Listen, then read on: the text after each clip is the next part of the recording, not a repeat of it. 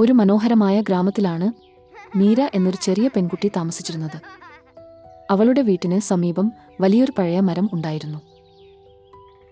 ആ മരത്തിന്റെ കീഴിൽ അവൾ ദിനംപ്രതി കളിക്കുമായിരിക്കും, ചിരിക്കുകയും സംസാരിക്കുകയും ചെയ്യും.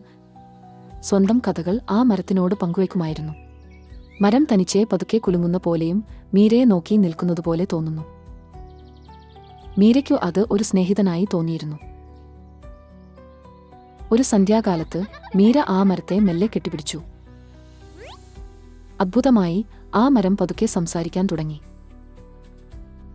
"നീ എന്നെ കണ്ടുപിടിച്ചോ?" "അതിനു നന്ദി," മരം പറഞ്ഞു. മീര ആശ്ചര്യപ്പെട്ടു. "നീ മരമായിട്ട് സംസാരിക്കുകയാണോ?" അവൾ ചോദിച്ചു. മരം ഒന്നു നിദാനമായി മറുപടി പറഞ്ഞു. "അതെ. കാരണം നീ മാത്രമാണ് എന്നെ സ്നേഹിക്കുന്നത്. മറ്റാരും എന്നെ ശ്രദ്ധിക്കാറില്ല."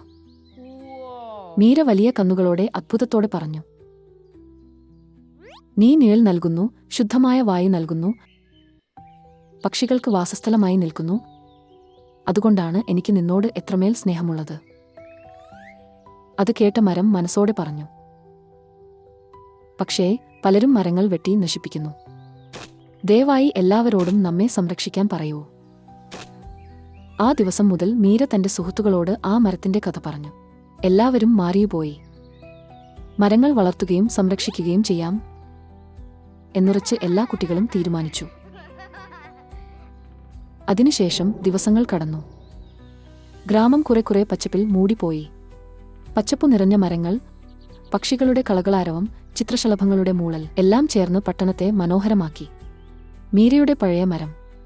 ആ മരം സന്തോഷത്തോടെ ചിരിച്ചുകൊണ്ട് എല്ലാം നോക്കി നിൽക്കുകയായിരുന്നു. കുട്ടികളെ, മരങ്ങളെ സ്നേഹിക്കൂ, അവയെ സംരക്ഷിക്കൂ. അതാണ് മരത്തിന്റെ വാക്കുകൾ. മരങ്ങളും നമ്മുടെ സ്നേഹിതരാണ്.